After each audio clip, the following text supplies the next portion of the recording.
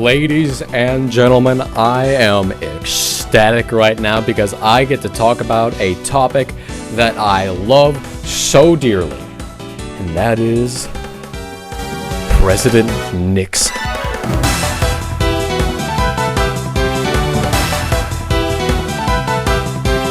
I love Nixon. Love Nixon. Let's go, Nixon. Let's hear it for Nixon. Kind of lonely. Now I am a big fan of Nixon. The biggest fan. I am the biggest fan of Nixon. Love the guy. Love Nixon. But a lot of people are saying that he's the worst president. The worst You know what? I don't think that's true. I don't think that is true, and we are going to run through the reasons why. Just a few reasons. Who ended the Vietnam War? Nixon. Who was president when the moon landings happened? That's right, you can bet your ass that it was Nixon. And who has an upbringing, a story so full of courage and vigor that one can only admire, like myself. So why don't we go through that story? Now, the 1950s were a rough time. This was right in the middle of the Red Scare. McCarthy is on the rise, but we do not like McCarthy. We don't like him. Who do we like? Let me hear it again. That is right, it is Nixon. Now, Nixon was an advocate of the Red Scare, but not nearly as extreme as McCarthy. And this is where Nixon gains some of his popularity as being a senator from California. Hey, what's up? It's me, the Rngenius from the future. I've been working on this video for about 5 days and only have the first minute completed. I'm goddamn tired. Somehow I realized up here that talking about actual stuff would make me drop in viewer retention. So let's just laugh at McCarthy again. Alright, shut up. Let me give you a little known fact. Eisenhower did not like Nixon. Did not like him that much at all. How the hell does Nixon get on the VP card? Well, I'll tell you, it is.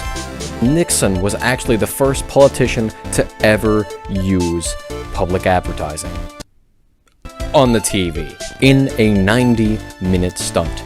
Nixon sat in a room and just talked about his life, exposed his life to the public. Oh, the people loved it. Literally every one of Eisenhower's advisors wanted Nixon on the card, except Eisenhower.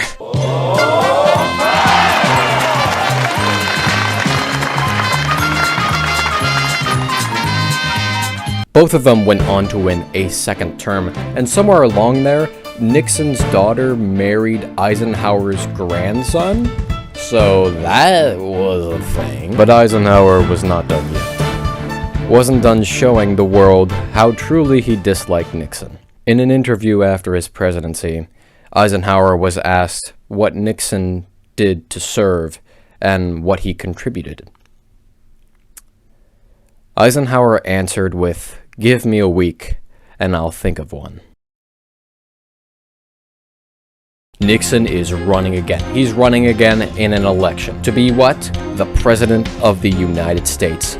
But there's a slight problem. This man is running against John F. Kennedy. We all know how this ends. Later on, Nixon runs for governor of California. He loses. Abandoned by the president that he served. Mocked by JFK and his followers, and deserted by the Californian people, of which he was one of. Nixon was a broken man, trying to hold on to a career that was shot down the moment he exited the vice presidency. It came to everyone's realization that Nixon was over. Or so they thought. This man does not give up, even in the face of everything. Just disregards all of the obstacles in his way and says, you know what? I am going to run for the President of the United States again. And with the power invested in him, he becomes the 37th President of the United States. And ladies and gentlemen, he does a fantastic job. Nixon is the one who ends the extremely unpopular Vietnam War. He is freaking balling in foreign affairs. He is president when the moon landings happened, solidifying that they won the space race. And let me tell you, the number of Nixon enjoyers are through the roof. During his re-election, he is re-elected under the widest margin America has ever seen. A whopping 70% of voters voted Republican. The only state that went blue was Maryland. Or Massachusetts. I get those things mixed up. It might be Massachusetts. Whichever one of those, I hate that state. Unfortunately, like all good things, his presidency came to a fiery, burning, crashing landslide of an end. That is right, we are talking about...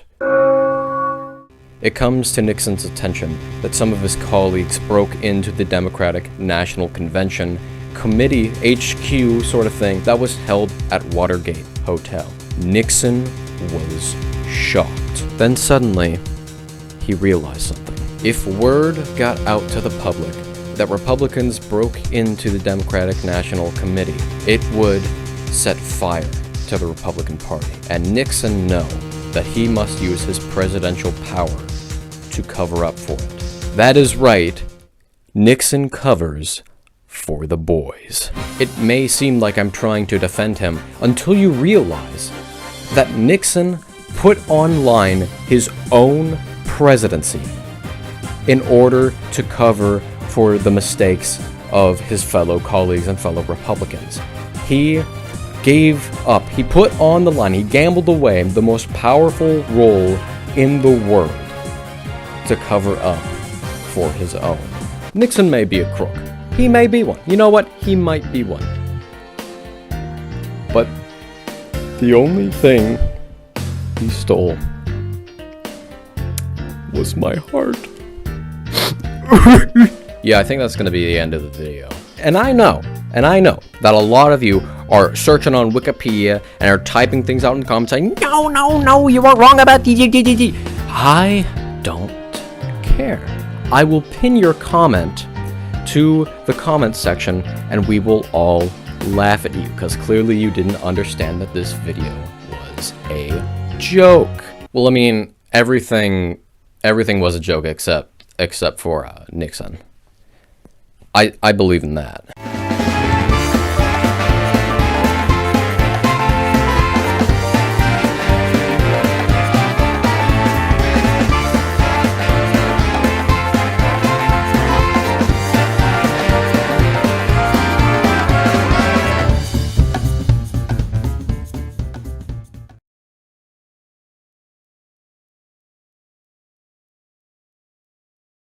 Peace.